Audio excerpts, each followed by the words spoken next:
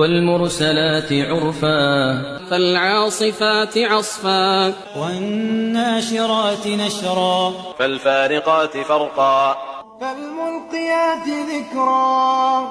عذرا أو نذرا إنما توعدون لواقع فإذا النجوم طمست وإذا السماء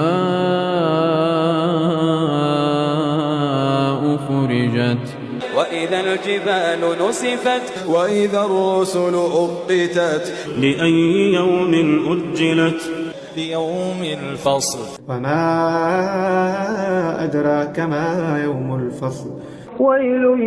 يومئذ للمكذبين ألم نهلك الأولين ثم نتبعهم الآخرين كذلك نفعل بالمجرمين ويل